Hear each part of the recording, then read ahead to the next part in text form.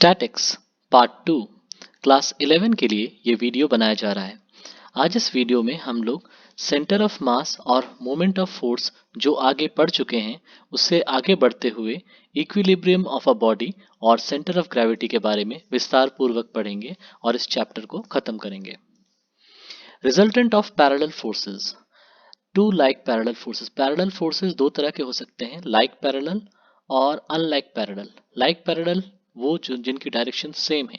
For example point A पर एक F1 force act कर रहा है ऊपर की तरफ और पॉइंट बी पर यहाँ F2 फोर्स एक्ट कर रहा है ऊपर की तरफ, तो दोनों लाइक पैरेलल हैं क्योंकि दोनों की डायरेक्शन एक तरफ है। अगर F2 उल्टी तरफ होता तो ये दोनों अनलाइक पैरेलल फोर्सेस होते। इन दोनों का रिजल्टेंट मान लेते हैं कि बीचों बीच इस जगह पर है पॉइंट सी पर जो है R। x1 पोजीशन है ओ ए, ये डिस्टेंस x1 है, तो मतलब ए की पोजीशन है x1, उसी तरह से बी की पोजीशन है x2 और रिजल्टेंट की पोजीशन है x। रिजल्टेंट का वैल्यू कितना होगा? सिंपली दोनों को ऐड कर देना है क्योंकि दोनों फोर्सेस पैरेलल हैं। The algebraic sum of moments अब हम लोग को निकालना है। यहाँ पर पॉइंट O के इर्द गिर्द कितना रोटेशनल टेंडेंसी है वो हमको कैलकुलेट करना है। ये देखो R इंटू ओ सी, ये R जो फोर्स है, ये एक फोर्स है, ये फोर्स एक्सिस मान लेते हैं पॉइंट O पर है, तो परपेंडिकुलर डिस्टेंस हो गया OC, इसीलिए इसका मोमेंट हो गया, इस फोर्स का मोमेंट है R इंटू ओ सी। उसी तरह से F1 का मोमेंट हो जाएगा F1 इंटू ओ ए और उसी तरह से F2 का moment F2 into O B. अब हम लोग इसको डिटेल्स में थोड़ा ब्रेकअप करते हैं। R की जगह F1 प्लस F2 बिठा दिया, तो यहाँ से OA को थोड़ा स्प्लिट करते हैं। OA की जगह हम लोग कह सकते हैं ये OC माइनस AC है, तो OC और AC OC माइनस AC, ये देखो यहाँ पे वैल्यू पुट अप कर देते हैं। ठीक उसी तरह से OB के लिए, O से लेकर B इस डिस्टेंस के लिए हम लोग कह सकते हैं OC प्लस BC। अब यहाँ पर दोनों को अगर कैंसिल करेंगे देखेंगे F1 इंटू ओ सी, यहाँ भी F1 into O C cut जाएगा, यहाँ पर F2 इंटू ओ सी, यहाँ भी F2 into O C cut जाएगा, तो बचा क्या रहेगा? F1 into A C with minus sign और F2 into B C with plus sign.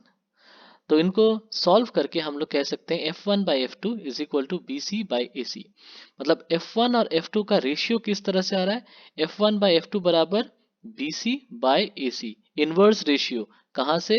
Point सी से जो डिस्टेंस है उस डिस्टेंस का इनवर्स रेशियो, उल्टा रेशियो। ऐसा हम लोग नहीं कह रहे हैं कि F1 के साथ ए सी और F2 के साथ बी सी, हम लोग उल्टा कह रहे हैं।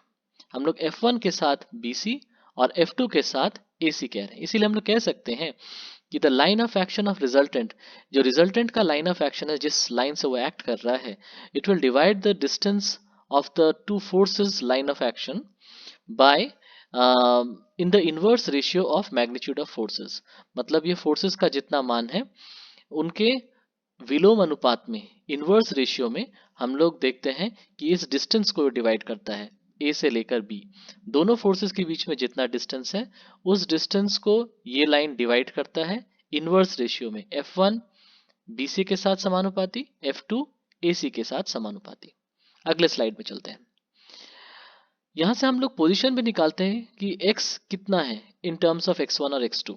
बहुत सरल है, यहाँ पे हम लोग पुटअप कर देते हैं OC की जगह x, OA की जगह x1 और OB की जगह x2, और यहाँ से निकल जाएगा x is equal to F1 x1 plus F2 x2 divided by F1 plus F2। तो यहाँ से हम लोग पोजीशन निकाल सकते हैं कि जो रिजल्टेंट होगा, रिजल्टेंट किस पोजीशन पे काम करेगा अगर दो लाइक पैरेलल फोर्सेस एक्ट करेंगे किसी बॉडी पर। Position of the resultant of the parallel forces, ये फॉर्मूला। अब हम बात करते हैं अनलाइक पैरेलल फोर्सेस की। अनलाइक पैरेलल फोर्सेस में डिफरेंस क्या है? ये देखो पॉइंट ए पर F1 फोर्स, पॉइंट बी पर F2 फोर्स, ये दोनों ऑपोजिट डायरेक्शन में पैरेलल हैं लेकिन ऑपोजिट डायरेक्शन में, तो इनका रिजल्टेंट जो है वो इस जगह पे आ रहा है। मान लेते हैं इस जगह पे आ रहा है, ये जिसका वैल्यू देखो ये छोटा है, ये F1 से छोटा है। क्यों? F1 और F2 को माइनस करके हम लोगों को मिलेगा ये R का वैल्यू। अच्छा, पोजीशंस देख लेते हैं। पॉइंट ए x1 पोजीशन पर है और पॉइंट बी x2 पोजीशन पर है और रिजल्टेंट जो है वो x पोजीशन पर है। तो रिजल्टेंट का वैल्यू जो है, क्योंकि दोनों फोर्सेस ऑपोजिट डायरेक्शन में है, तो सिंपली दोनों फोर्सेस को माइनस करना होगा, क्योंकि पैरेलल है, एक्चुअली एंटी पैरेलल है, अनलाइक पैरेलल। तो हम लोग इसको माइनस करेंगे तो रिजल्टेंट का वैल्यू आ जाएगा। पोजीशन हम लोग को निकालना पड़ेगा। निकालने के पहले हम लोग देख लेते हैं कि ये किस अनुपात में तोड़ता है ए बी डिस्टेंस को। तो एल्जेब्रिक सम ऑफ मोमेंट्स बिल्कुल पहले की तरह, इसका जो मोमेंट है आर इंटू ओ सी दिख रहा है, ये इस तरफ घुमा रहा है एंटी क्लॉकवाइज, इसलिए positive. F one into O A, ये भी एंटी क्लॉकवाइज। लेकिन ये देखो, ये F2 फोर्स जो है इस लाइन OB को क्लॉकवाइज घुमाएगा, इसीलिए ये नेगेटिव है। तो हमारे पास आया R इंटू ओ सी पॉजिटिव, F1 इंटू ए पॉजिटिव और F2 into O B negative. F2 की वजह से नेगेटिव इसलिए हुआ क्योंकि ये क्लॉकवाइज घुमाएगा और ये दोनों एंटी क्लॉकवाइज घुमाएंगे। अब हम लोग बिल्कुल पहले की तरह यहाँ पे पुटअप कर देते हैं। इससे पहले जब लाइक पैरेलल फोर्स में जैसा देखा था वहाँ प्लस था, यहाँ माइनस है, यहाँ भी माइनस है और ज़्यादा कोई फर्क नहीं। अब हम लोग ब्रेकअप ठीक पहले की तरह ही करेंगे। ओ ए जो है, हम लोग सी हम लोग पॉइंट लाना चाहते हैं इसमें, तो हम लोग कैसे लाएंगे सी पॉइंट? इसको कह सकते हैं कि ओ सी प्लस ए सी, ये ओ ए डिस्टेंस। उसी तरह से जो ओ बी डिस्टेंस है वो है ओ सी प्लस बी सी या फिर सी बी। अब हम लोग यहाँ पर इसको देखते हैं कौन सा कटता है। F one into O C, यहाँ भी है F one into O C, cut जाएगा। Minus F two into O C, यहाँ भी है minus F two into O C, cut जाएगा। तो बच जाएगा क्या? F one into A C minus F two into B C. दोनों को सॉल्व करके इस तरह से F one by F two is equal to B C by A C. Expression बिल्कुल सेम है जैसे कि इससे पहले लाइक पैरेलल फोर्स में था। तो यहाँ पे हम लोग कह सकते हैं कि the line of action of resultant divides externally the distance of separation in the inverse ratio of magnitude of forces। यहाँ पर जो है ये जो रिजल्टेंट है वो एक्सटर्नली डिवाइड कर रहा है ए बी को इनवर्स रेशियोज में। मतलब F1 जो फोर्स है, F1 के साथ हमने ये नहीं कहा कि AC होना चाहिए, F1 के साथ देखो BC है, F1 के साथ BC, उसी तरह से F2 के साथ AC। तो मतलब ये इनवर्स अनुपात में है, इस तरह से F1 के साथ AC, F2 के साथ BC का उलट हो गया यहाँ पर। नेक्स्ट बात करते हैं पोजीशन कहाँ पर है, ये एक्स पोजीशन कहाँ पर है, रिजल्टेंट किस पोजीशन पर निकला है उसको निकालना है। तो बिल्कुल पहले जो फॉर्मूला था वहाँ पे हम लोग पुटअप कर देंगे OC की जगह पे x, और F1 किस पोजीशन पर है, OA दैट इज x1, और OB है x2। तो यहाँ पर हम लोग सिंपली यहाँ से x का वैल्यू निकाल सकते हैं कि किस पोजीशन पे हम लोगों का रिजल्टेंट काम करेगा अनलाइक पैरेलल फोर्सेस के लिए। This is the position of resultant of unlike parallel forces. आज का वीडियो थोड़ा बड़ा होने वाला है, थोड़ा धैर्य से सुनिए। जहाँ पे आपको डाउट लगे वहाँ पॉज करके देखिए। अगर आपको बहुत बड़ा लग रहा है तो आप वीडियो को रोक दीजिए, बाद में फिर से देखिएगा। Resultant of parallel forces, more than two parallel force के क्षेत्र में क्या होगा?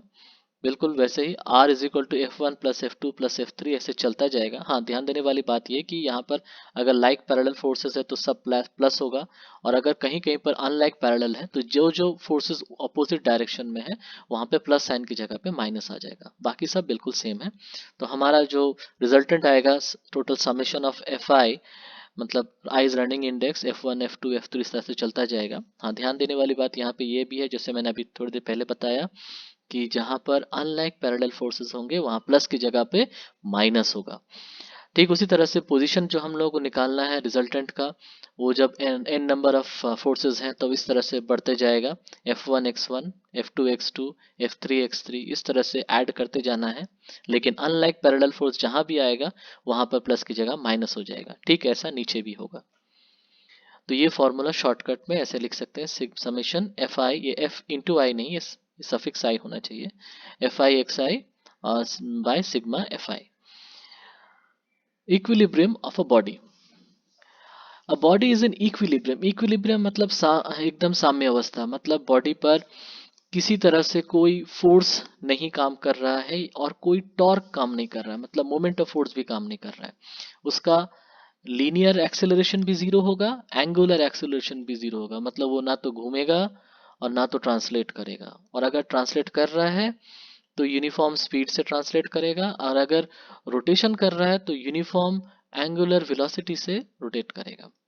कंडीशंस, सबसे पहला कंडीशन ये है, जैसे total force acting on it should be zero, इससे हम लोग को मिलेगा लीनियर एक्सेलरेशन जीरो। और total moment of inertia is zero, तो इससे हम लोग को मिलेगा एंगुलर एक्सेलरेशन जीरो। इसको ब्रेकअप करके हम लोग पहले भी पढ़ चुके हैं कि moment of force is R vector cross F vector. तो जी आई समेशन का मतलब हुआ summation over are I cross F I, ये आई होना चाहिए। अच्छा, अब देखते हैं इसको हम लोग डिटेल्स में किस तरह से लिख सकते हैं कि टोटल जो रिजल्टेंट है F1 plus F2 plus F3 plus dot dot dot जितना भी है दैट शुड बी जीरो। और G का मतलब तो आपको मालूम ही है, G का मतलब है R1 into F one plus R2 into F two plus R3 into F three. इस तरह से जितना भी मोमेंट्स है सबको ऐड कर देंगे हम लोग, और वो जीरो होगा। Total moment of force zero और रिजल्टेंट फोर्स जीरो। उस क्षेत्र में हम लोग बोलेंगे कोई बॉडी इक्विलिब्रियम या ऐसी अवस्था में कि वो हिलेगा डुलेगा नहीं। The body is in equilibrium if net force end moment of force acting on it is zero. ये टोटल फोर्स जीरो और total moment of force acting on it zero. अब बात करते हैं इक्विलिब्रियम अंडर टू फोर्सेस। अगर दो forces में equilibrium रहेगा, मतलब एक बॉडी पे दो फोर्सेस काम कर रही है। ये देखो सेंट्रल बॉडी है, इस बॉडी पे दो फोर्सेस काम कर रही है, एक इस तरफ से F1, एक इस तरफ से F2। अगर बिल्कुल ऐसे ही एक्ट करे तो उसी क्षेत्र में ये बॉडी इक्विलिब्रियम में रहेगा। ये दोनों फोर्सेस इक्वल होने चाहिए, अपोजिट इन डायरेक्शन होना चाहिए, और लाइन ऑफ एक्शन सेम होना चाहिए। एक ही लाइन ऑफ एक्शन में दोनों को एक्ट करना चाहिए, तो फिर टॉर्क भी जीरो हो जाएगा और रिजल्टेंट फोर्स भी जीरो हो जाएगा। इस तरह से F1 is equal to minus F2, मतलब F1 plus F2 is equal to zero. ये वेक्टर्स हैं, F1 vector is equal to minus F2 vector. और उसी तरह से G1 और G2 जीरो है, यहाँ पे इंडिविजुअली जीरो है। ऐसा नहीं है कि G1 का एक वैल्यू है और G2 का वैल्यू है, दोनों एक दूसरे से इक्वल एंड अपोजिट है, ऐसा नहीं है। इंडिविजुअली इस पे फोर्स वन के लिए भी कोई टॉर्क नहीं होगा, मतलब कोई मोमेंट ऑफ फोर्स नहीं होगा, क्योंकि ये इस बॉडी के थ्रू से ही पास कर रही है, एक्सिस के थ्रू से ही पास कर रही है। उसी तरह से G2 जो मोमेंट ऑफ फोर्स है वो भी जीरो होगा, क्योंकि इस पॉइंट से पास कर रहा है force. A body under two forces is in equilibrium if the forces are equal and opposite। ये जितना सरल था, दूसरा वाला थोड़ा सा कठिन होने वाला है। अगर हम थ्री पैरेलल फोर्सेस लेते हैं, एक F1 इस तरफ, सोचो एक F2 इस तरफ, ऑब्वियसली एक F3 इस तरफ, क्योंकि तीनों को ऐड करके तो जीरो होना होगा। तो F1 और F2 का जो रिजल्टेंट है वो इस तरफ R वेक्टर है, वो F3 के साथ बराबर होगा, तभी जाकर तो ऐसा हो सकता है। तो R वेक्टर मतलब resultant of F1 and F2 and is equal to the third force but it is in opposite direction। तो हम लोग कह सकते हैं F3 is equal to minus F1 plus F2। conditions, क्या कंडीशन मिला कि resultant of two forces is equal and opposite to the third. दो फोर्सेस का रिजल्टेंट थर्ड फोर्स से इक्वल होगा और अपोजिट डायरेक्शन में होगा।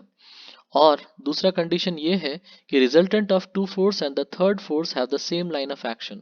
ये जो थर्ड फोर्स है और जो रिजल्टेंट है वो एक ही लाइन में एक्ट करने चाहिए। ऐसा नहीं है कि ये इस साइड में थोड़ा, इस साइड में अगर एक्ट करेगा, सरक जाएगा, तो उस क्षेत्र में टोटल फोर्स जीरो हो सकता है, लेकिन टोटल जो मोमेंट ऑफ फोर्स है वो जीरो नहीं होगा।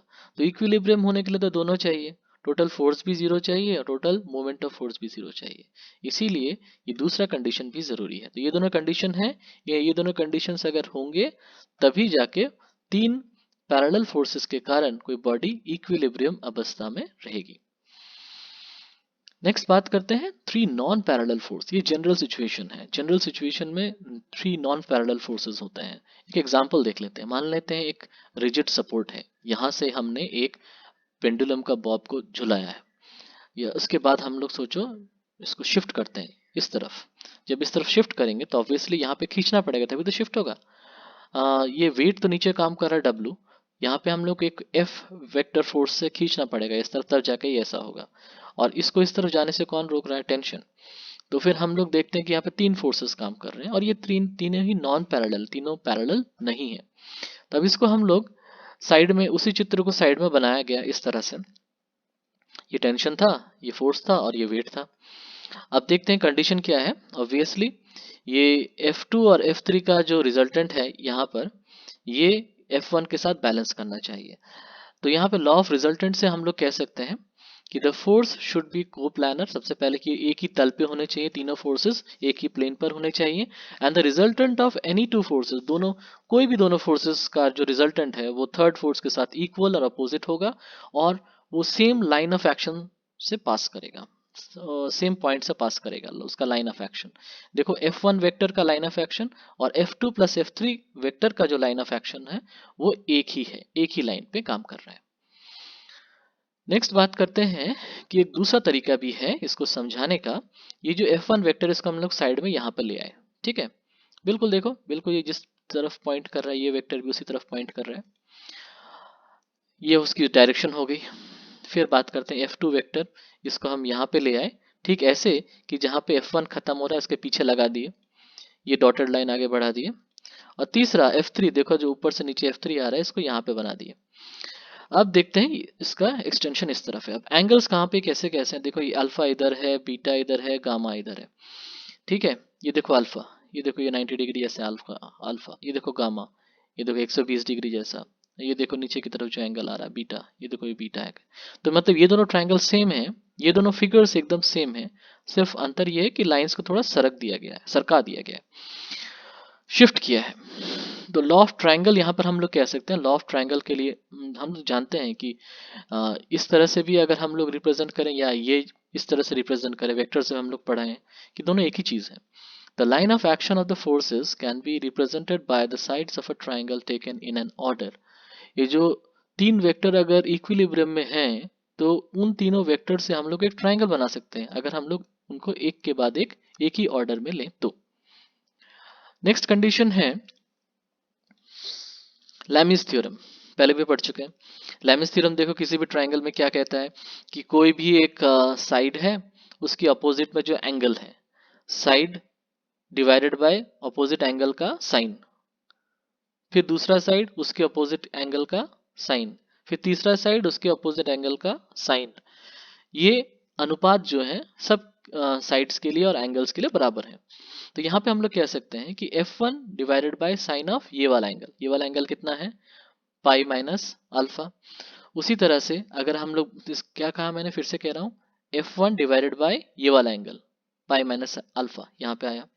उसी तरह से F2 डिवाइडेड बाय ये वाला एंगल कितना है साइन पाई माइनस बीटा, क्योंकि ये बीटा है तो ये पाई माइनस बीटा होगा। उसी तरह से जो थर्ड है F3, ये रहा F3 side, F3 divided by ये एंगल मतलब पाई माइनस गामा। तो ये अनुपात हमेशा सेम होगा, अगर ऐसा सेम होगा तो भी इक्विलिब्रियम में रहेंगे। इस तरह से हम लोग जानते हैं कि सेकंड क्वाड्रेंट में साइन का जो वैल्यू है वो पॉजिटिव ही आता है। Sine 180 degree minus alpha is sine alpha, उसी तरह से sine 180 degree minus beta is sine beta, sine 180 degree minus gamma is sine gamma. इस तरह से भी हम लोग कह सकते हैं कि फोर्सेस और उनके ऑपोजिट में जो एंगल है उनके साइन के अनुपात जो है वो सेम उसी रेशियो में रहेंगे, तब वो पैरेलल अवस्था में रहेंगे। अब हम बात करते हैं नेक्स्ट, इसको हम लोग ऐसे भी कह सकते हैं इस लाइन को, ईच फोर्स अगर इक्विलिब्रियम अवस्था में है तीन फोर्स तो फिर each force is directly proportional to the sine of angle between the other two. कोई भी एक फोर्स जो है वो समानुपाती है जो बाकी दो फोर्सेस हैं उनके बीच के एंगल के साइन के साथ।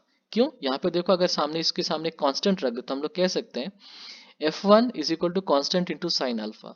उसी तरह से कह सकते हैं F2 is equal to constant into sine beta, F3 is equal to constant into sine gamma. इसका मतलब F जो है वो साइन से से समानुपाती है, साइन से प्रोपोर्शनल है। कौन से साइन से, किसी जो बाकी दोनों साइड्स हैं, जैसे F1 के लिए F2 और F3 के बीच में जो एंगल बनता है उनके साइन से ये प्रोपोर्शनल है। नेक्स्ट बात करते हैं, इसको एक और तरीके से कर सकते हैं सॉल्व। तुम लोगों को याद होगा हमने पहले सीखा था कि कैसे बहुत सारे वेक्टर्स का हम लोग एडिशन कर सकते हैं। तो एक सिंपल टेक्निक था, उनके सारे x कंपोनेंट निकालो, सारे y कंपोनेंट निकालो, फिर रूट ओवर कर दो x square plus y square, तो फिर रिजल्टेंट निकल आएगा। बिल्कुल वैसे यहाँ भी करेंगे। ये देखो F1 वेक्टर जो है ये x एक्सिस के साथ अल्फा एंगल बना रहा है, F2 जो है ये x एक्सिस के साथ बीटा एंगल बना रहा है, F3 जो है वो x एक्सिस के साथ गामा एंगल बना रहा है। तो फिर हम लोग कह सकते हैं कि law of orthogonal components use करेंगे। ऑर्थोगोनल का मतलब परपेंडिकुलर। तो परपेंडिकुलर कंपोनेंट क्या है, पहले एक्स कंपोनेंट सारे का निकाल लेते हैं। ये देखो F1 का एक्स कंपोनेंट कितना है, F1 इंटू कॉस अल्फा। उसी तरह से F2 का कॉस कंपोनेंट एक्स कंपोनेंट कितना होगा, F2 इंटू कॉस बीटा, क्योंकि ये एक्स एक्सिस के साथ बीटा एंगल बनाए हुए हैं। उसी तरह से F3 इंटू कॉस गामा, ये हो गया इसका एक्स कंपोनेंट। तो सारे वेक्टर्स के एक्स कंपोनेंट हमने निकाल दिए। ठीक उसी तरह से हम लोग सारे वेक्टर्स के वाई कंपोनेंट निकाल देंगे। फिर उसके बाद हम लोग रिजल्टेंट निकालेंगे root over x square plus y square. इस तरह से मैंने आपको एक टेस्ट भी लिया था स्कूल में, और उसका इसी तरह से रिजल्टेंट निकाला जा सकता है, जो बहुत ईजी होगा। अच्छा, ये रिजल्टेंट जीरो कब होगा, क्योंकि ये दिख रहा है आपको यहाँ पर कि कोई भी चीज स्क्वायर नंबर का अगर एडिशन अगर जीरो होना है तो इंडिविजुअल चीजों को भी जीरो होना है, क्योंकि स्क्वायर नंबर कभी नेगेटिव नहीं हो सकते हैं। तो फिर इसको भी जीरो होना होगा, इसको भी जीरो होना होगा। तो so X is also zero and Y is also zero. तो अगर एक्स कंपोनेंट और वाई कंपोनेंट सभी वेक्टर्स का जोड़ के एक्स सभी वेक्टर्स का इंडिविजुअल जो एक्स कंपोनेंट है जोड़ के this should be equal to zero, सारे वाई कंपोनेंट्स जोड़ के this should be equal to zero, तभी बॉडी जो है वो इक्विलिब्रियम में रहेगा। तो द कोप्लानर फोर्सेस, ये सब कोप्लानर फोर्सेस हैं, मतलब एक ही प्लेन पर फोर्सेस हैं, मीटिंग एट अ पॉइंट, एक पॉइंट पर मीट कर रहे हैं, आर इन इक्विलिब्रियम, ये एक साम्य अवस्था में है, if algebraic sum of orthogonal components, जितने भी ऑर्थोगोनल कंपोनेंट्स, ऑर्थोगोनल का मतलब एक्स कंपोनेंट और y components, are individually zero, x component भी टोटल जीरो है, वाई कंपोनेंट भी टोटली जीरो है। अब बात करते हैं इक्विलिब्रियंट की। इक्विलिब्रियंट क्या है, F1 vector, F2 vector, F3 vector, ये सोचो तीन वेक्टर्स एक्ट कर रहे हैं किसी बॉडी पर, उनका रिजल्टेंट हो गया R। अब अगर हम, तो मतलब ये टोटल ऐड करके जीरो नहीं है, ठीक है। F1 F2 F3 ये तीनों वेक्टर्स एक्ट कर रहे हैं किसी बॉडी पर, टोटल ऐड करके जीरो नहीं है। तो हम लोग देख लें तो उसका रिजल्टेंट कितना है, रिजल्टेंट मान लो R वेक्टर है इन तीनों को ऐड करके। तो हम लोग को ठीक उसके अपोजिट में एक इक्वल एंड अपोजिट फोर्स देना होगा टोटल फोर्स को जीरो करने के लिए। फिर से कह रहा हूँ, F1 vector, F2 vector, F3 vector, इनका रिजल्टेंट वेक्टर हो गया कैपिटल R वेक्टर। इनको इसको जीरो करने के लिए, टोटल फोर्सेस का सम जीरो करने के लिए, ठीक इस R वेक्टर के अपोजिट में और इक्वल एक वेक्टर देना पड़ेगा, उसको कहते हैं इक्विलिब्रियंट। तो इक्विलिब्रियंट क्या है, मान लो कि तुम एक रस्सी खींचने का गेम खेल रहे हो, टग ऑफ वॉर। तो एक तरफ आदमी, एक तरफ आदमी, एक तरफ आदमी, तीन तरफ से तीन आदमी रस्सी को तीन अलग अलग एंगल से खींच रहे हैं, और अकेला कोई यहाँ से खींच ले इस तरह से कि रस्सी ना आगे जाए ना पीछे, तो वो अकेला इन सब के बराबर है। तो ये अकेला इन सब के इक्वल है, इसीलिए इसको कहेंगे इक्विलिब्रियंट। तो इक्विलिब्रियंट एक फोर्स, ऐसा फोर्स है जो बाकी सभी फोर्स के रिजल्टेंट के साथ बराबर है, लेकिन ऑपोजिट डायरेक्शन में। तो इस तरह से E is equal to F1 vector plus F2 vector plus F3 vector का minus sign. The single force that balances the resultant of all the forces acting on a body is called the equilibrant. अब बात करते हैं centre of gravity की। सोचो एक body है, इस बॉडी पे कुछ पॉइंट्स हमने बना दिए हैं। सोचो इस पॉइंट पर M1G फोर्स काम कर रहा है, इस पॉइंट पर M2G, मतलब इस पॉइंट का मास है M1, इस पॉइंट का मास है M2, इस पॉइंट का मास है M3। तो इन सब का रिजल्टेंट मान लेते हैं इस जगह पे है, that is equal to capital MG। Capital M is what, M1 plus M2 plus M3, सारे फोर्सेस उस जगह पे। तो सेंटर ऑफ ग्रेविटी का मतलब क्या, वो पॉइंट जहां पे हम लोग मान सकते हैं कि टोटल बॉडी का मास उस जगह पे निहित है, उस जगह पे पड़ा हुआ है, उस पॉइंट पे। तो हम लोग इस बॉडी को, इतना एक्सटेंडेड बॉडी की जगह पॉइंट ऑब्जेक्ट समझ सकते हैं। तो जिस पॉइंट को पकड़ेंगे that is centre of gravity. तो इस कैसे निकालेंगे, रिजल्टेंट ऑफ पैरेलल फोर्सेस, थोड़ी देर पहले हम लोग ने पढ़ा है, ये सब पैरेलल फोर्सेस हैं, ये एक भी लाइक अनलाइक पैरेलल नहीं है, सब लाइक पैरेलल फोर्सेस हैं, सारे नीचे की तरफ फोर्स एक्ट कर रहे हैं। अब इन सब का हम लोगों को निकालना है रिजल्टेंट। क्या होगा, सिंपली हम लोग जानते हैं रिजल्टेंट का मतलब सारे फोर्स को सिंपली ऐड कर देंगे, क्योंकि सभी लाइक पैरेलल हैं। तो M1G plus M2G plus M3G plus M4G ऐसे चलता जाएगा, और हम लोग G को कॉमन ले लेंगे, तो M1 प्लस M2 जितना भी हुआ, तो दैट मीन्स M इंटू जी, ये तो टोटल मास है, M इंटू जी ये हो जाएगा टोटल रिजल्टेंट हमारा। अब पोजीशन ऑफ रिजल्टेंट क्या है, ये ज्यादा इंपॉर्टेंट है, ये हम लोगों ने थोड़ी देर पहले वहां देखा था, F1 X1 plus F2 X2 plus F3 X3 इस तरह से चल रहा था ना। तो F की जगह यहाँ पे M1 G है, और F2 की जगह पे M2G है, इस तरह से। तो वहां था F1 X1 मतलब M1 जी x1, F2 x2 मतलब M2 जी x2। नीचे देखो F1, F1 का मतलब M1 जी, F2 मतलब M2 जी, इस तरह से चलते जाएगा। तो इस स्थिति से हम लोग देखते हैं यहाँ से जी कॉमन ले लेते हैं दोनों तरफ से, ऊपर और नीचे, और कैंसिल आउट कर देंगे, और सिंपली इस तरीके से हम लोग निकाल सकते हैं position of the centre of gravity का एक्स कोऑर्डिनेट। तो एक्स कोऑर्डिनेट हमने जैसा निकाला, शॉर्ट में ऐसे लिख सकते हैं, summation m i x i divided by summation m i. उसी तरह से y कोऑर्डिनेट निकाल सकते हैं, उसी तरह से z कोऑर्डिनेट निकाल सकते हैं। 3 डायमेंशन में हम पोजीशन निकाल लेंगे सेंटर ऑफ ग्रेविटी का, कि वो सेंटर ऑफ ग्रेविटी कहाँ पे है। यहाँ पे एक बात बहुत इंपॉर्टेंट है, हमने मान लिया कि यहाँ भी g का जो वैल्यू है, यहाँ भी g का वही वैल्यू है, यहाँ भी g का वही वैल्यू, यहाँ भी g का वही वैल्यू है, लेकिन जरूरी नहीं है कि g का वैल्यू हर जगह सेम हो। फॉर एग्जाम्पल, अगर एक बहुत बड़ा पहाड़ है, अगर ये बहुत बड़ा पहाड़ होता और पहाड़ का सोचो हाइट है 8 किलोमीटर, तो तुम जानते हो कि 8 किलोमीटर ऊंचाई पर g का मान सेम नहीं रहेगा। पृथ्वी की सतह पर g का मान सबसे अधिक होता है, नीचे जाओगे से पृथ्वी की सतह के अंदर घुसोगे तो भी जी का मान घट जाएगा, पृथ्वी की सतह से ऊपर जाओगे तो भी जी का मान घट जाएगा। इसीलिए जी को यहाँ पे हमने कांस्टेंट लिया, दोनों तरफ से ऊपर नीचे काट दिया, क्योंकि हमने मान लिया कि जी जो है वो कांस्टेंट है, ऊपर भी और नीचे भी। लेकिन ऐसा हमेशा होना संभव नहीं है, ये स्पेशल सिचुएशन है जब बॉडीज छोटी हैं। जो हम लोग दैनिक जीवन में जो भी जितनी भी बॉडीज यूज करते हैं उस क्षेत्र पे हम लोग जी को ऐसे कॉमन ले सकते हैं, ऐसे जी कॉमन ले सकते हैं, लेकिन हमेशा ऐसा कॉमन लेना संभव नहीं होगा।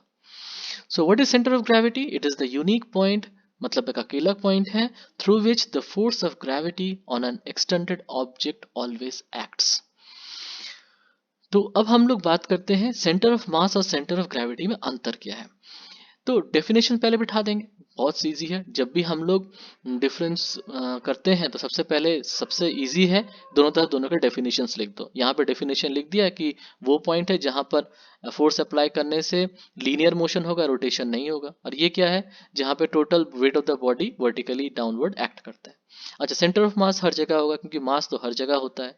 सेंटर ऑफ ग्रेविटी हर जगह नहीं हो सकता है। जैसे अगर हम लोग सोचो स्पेस में है ऐसी जगह पे जहाँ पे ग्रेविटी नहीं है, तो ग्रेविटी नहीं है तो सेंटर ऑफ ग्रेविटी का कोई मतलब नहीं होगा। और तीसरा जो मैंने अभी बताया कि ये बॉडी के साइज पे निर्भर नहीं करता सेंटर ऑफ मास, लेकिन सेंटर ऑफ ग्रेविटी कर सकता है। मतलब सेंटर ऑफ ग्रेविटी अगर बहुत बड़े बॉडी का हुआ तो जी हर जगह अलग अलग हो सकता है, तब उस क्षेत्र में हम लोग उसको कैंसिल आउट नहीं करेंगे और उस क्षेत्र में देखेंगे सेंटर ऑफ मास और सेंटर ऑफ ग्रेविटी एक जगह पर नहीं है, they are not at the same position. अब बात करते हैं equilibrium of a body under gravity. बहुत सरल है, ये देखो, एक स्टेबल इक्विलिब्रियम, अनस्टेबल न्यूट्रल, देख के आपको सब लोग जानते हैं, लेकिन इसको समझना कैसे है। इसको अगर थोड़ा सा इस तरफ टिल्ट करेंगे तो वापस अपने प्रारंभिक अवस्था में आ जाएगा स्टेबल। इसको थोड़ा सा टिल्ट करेंगे इस तरफ तो ये गिर जाएगा अनस्टेबल। इसको जहां लुढ़का के रखेंगे वहीं रह जाएगा न्यूट्रल। ठीक है, अब हम लोग आगे बढ़ते हैं। बेस एरिया के साथ स्टेबिलिटी बढ़ता है। अगर सेम हाइट है, दोनों का देखो हाइट सेम है, लेकिन इसका बेस एरिया बड़ा है, इसका बेस एरिया छोटा है, तो कौन सा ज्यादा स्टेबल होगा? ये ज्यादा स्टेबल होगा। देखते हैं कैसे, फोर्सेस से।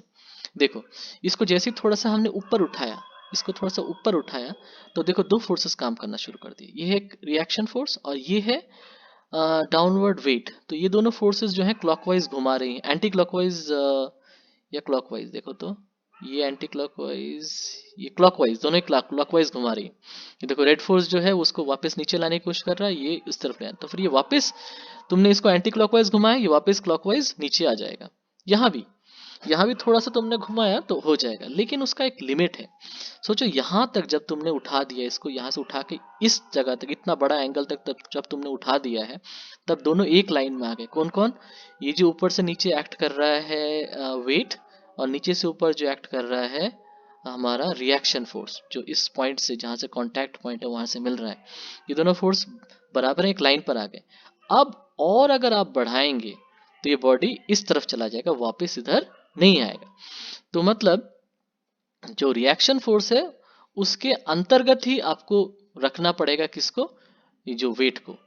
तो इसके लिए आपको क्या करना पड़ेगा? ये जगह को बड़ा करना पड़ेगा। देखिए आप इतना बड़ा एंगल किया तब जाके ऐसा हुआ ना, लेकिन यहाँ देखिए थोड़ा सा ही एंगल किया था, थोड़ा सा और ज्यादा किए तो फिर ये देखिए एक लाइन में आ गया। इसका मतलब मात्र इतना एंगल करने से आपका बॉडी उस लेवल पे आ गया जब वो गिरने वाला है, लेकिन यहाँ पे बहुत बड़ा एंगल तक उठाया आपने तब जाके गिरेगा। तो ये साधारण सी बात है, आपको वैसे भी मालूम है कि किसी चीज का बेस एरिया अगर बहुत बड़ा है तो वो ज्यादा स्थायी है, और अगर बेस एरिया छोटा है तो वो अस्थायी है, गिर जाएगा। ये भी एक और बात है कि पोटेंशियल एनर्जी जो है, सेंटर ऑफ ग्रेविटी अगर किसी का नीचे है, ये एक और बात है, ये आप दूसरे किसी बॉडीज में देख सकते हैं कि अगर सोचिए दो अलग अलग बॉडीज हैं, इसी चीज को सोचिए, इसी चीज को अगर आप सीधा खड़ा कर दें तो इसका सेंटर ऑफ ग्रेविटी जो है वो ऊपर चला जाएगा, तो ये अनस्टेबल हो जाएगा। और लिटा के रखेंगे तो सेंटर ऑफ ग्रेविटी नीचे आ जाएगा, तो ये इसका पोटेंशियल एनर्जी कम हो जाएगा। जिसका जितना पोटेंशियल एनर्जी कम, उसका सेंटर ऑफ उसका जो है स्टेबिलिटी ज़्यादा है। फॉर एग्जाम्पल अगर आप खड़े हैं तो ज़्यादा अनस्टेबल है, बैठ जाएंगे आपका सेंटर ऑफ ग्रेविटी नीचे उतर जाएगा तो आप ज़्यादा स्टेबल हो जाएंगे। लेट जाएंगे तो और ज़्यादा स्टेबल हो जाएगा, क्योंकि आपका पोटेंशियल एनर्जी कम रहा है। ग्रेविटेशनल पोटेंशियल एनर्जी का फॉर्मूला क्या है, mgh। तो जितना हाइट कमेगा उतना ज़्यादा आप स्टेबल रहेंगे, तो फिर पोटेंशियल एनर्जी घटेगा और वो आप स्टेबल इक्विलिब्रियम की तरफ जाएंगे। एप्लीकेशंस कंसेप्ट की बहुत इजी, देखो, सावधान विश्राम। सावधान पोजीशन पे, अटेंशन पोजीशन पे आपके फीट जो है वो छोटा एरिया बनाते हैं, लेकिन विश्राम पोजीशन पे बड़ा एरिया। तो ऑब्वियसली ये जो पोजीशन है ये अनस्टेबल है, आपको कोई धक्का मारेगा आराम से गिर जाएंगे। यहाँ पे धक्का मारेगा तो गिरना थोड़ा मुश्किल है, क्योंकि आपका जो बेस एरिया है वो बड़ा हो गया है। दूसरा, अगर कोई बॉक्स को रखना है तो ऐसे रखा जाएगा तो उस पर ज़्यादा ये अनस्टेबल है, वो गिरने का चांसेस है। अगर उसको बॉक्स को लिटा के रखेंगे तो गिरने का चांस कम है। ये स्टेबल है, ये अनस्टेबल इक्विलिब्रियम। ये देखिए तीसरा एप्लीकेशन बहुत इंपॉर्टेंट, डबल डेकर बस, हम लोग वेस्ट बंगाल ट्रांसपोर्ट कॉर्पोरेशन का ही है। तो देखिए यहाँ पर ऊपर जाके जहाँ पे लोग बैठते हैं, ऊपर खड़े नहीं होते हैं। Passengers are not allowed to stand on the upper deck of double decker bus. क्यों नहीं खड़ा होना है, क्योंकि जितना ऊपर लोग खड़े रहेंगे उतना सेंटर ऑफ ग्रेविटी ऊपर की तरफ बढ़ेगा, बस का उलटने का चांस ज्यादा रहेगा। इसीलिए लोगों को ऊपर बिठा के रखा जाता है ताकि सेंटर ऑफ ग्रेविटी थोड़ा तो नीचे उतरे। फिर ये देखिए, ये एक स्पेशल टॉय है। इस टॉय को आप जितना भी लुढ़काएंगे वो वापस सीधा हो जाएगा। क्यों, देखिए इस पोजीशन पे देखिए, अंदर क्या है इसके अंदर लेड भरा हुआ है, बहुत भारी धातु है, बीच में भरा हुआ है। इसका सेंटर ऑफ ग्रेविटी इस पोजीशन पे है। अब जैसे ही आप इसको लुढ़काएंगे, लुढ़काने के पहले देखिए ये दोनों फोर्सेस, जो रिएक्शन फोर्स है ये ग्रीन वाला, और जो वेट है वो एक ही लाइन पर है। अब जैसे ही आपने लुढ़का दिया इसको इस तरफ, तो ये जो रिएक्शन फोर्स है वो आपको इधर से मिल रहा है, थोड़ा सा साइड से, और जो वेट है वो इस तरह से। तो फर्क क्या, उसे अब प्रभाव क्या होगा, ये वापस सीधे आ जाएगा। आप इसको जितना भी गिराना चाहें ये गिरेगा नहीं, ये वापस सीधा खड़ा हो जाएगा। तो इस तरह के टॉय से भी हम लोग इक्विलिब्रियम का कंसेप्ट समझ सकते हैं। तो आज के वीडियो में यहीं तक, अगले वीडियो में हम लोग एक नया लेसन पढ़ेंगे। Thank you.